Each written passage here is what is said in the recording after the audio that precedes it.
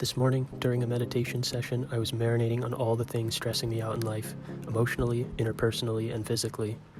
I've had this intense recurring tension pattern which will just bounce between my gut, heart, and base of my skull as a throbbing headache. The longer it's persisted, the more frustrated and anxious I become. I've been going extra hard on my health, diet, exercise, sleep, meditation, but that knot would just keep coming back. I thought, what if I'm actually going too hard? Like an ego or guilt thing, that I'm not spiritually grinding hard enough. Like optimizing everything isn't the answer, but the problem itself, or at least rooted in the same problem, fear of losing control. So I tried a new approach, still keeping my routines, but more gently, being less intense, but more slow and consistent instead. I think this has already began to help. I was reminded of non-Newtonian fluids. I know, bear with me here. Basically, they respond well to small pushes, but large pushes will tense up. In other words, greater force doesn't yield more flow, but in reality, it leads to more resistance. I feel like so many things are like this, where our first instinct is always just to push harder, but the medium, so to speak, is non-Newtonian.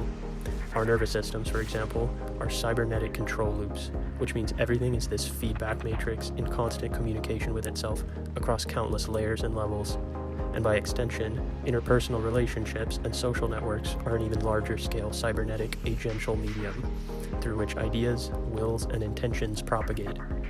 And I notice it's almost like a fundamental reflex of the system itself. Anytime anything is forced onto it, don't you notice it usually pushes back? As though to tell you, hey, I'm alive and I can feel that. How about a little respect before I bend over for you? Meditation is like this higher order override, which says everything gets my full respect and attention in this moment. Relax all assumptions. If you're just grinding on autopilot, let's pause, and your body listens to you as you listen to it. The word cybernetic itself comes from kybernetes, which in Greek means steering a ship, and is where the word government comes from. True leadership and autonomy is not through sheer domination, but by respecting others, being willing to be wrong and course correct. Those around you will soften and become receptive to you, including those parts of yourself that feel other, and that's how we win. It's like the wisdom of the Chinese finger trap. Stop trying to escape, but sit with the discomfort and gently free yourself. I also found this cool blog post which analogizes it to giving birth. Again, another fascinating connection to nonlinear feedback loops is muscle contraction and how the mind-body connection stabilizes it. There are so many variables in this world, and they are all so tangled as people rush to analyze and fix things.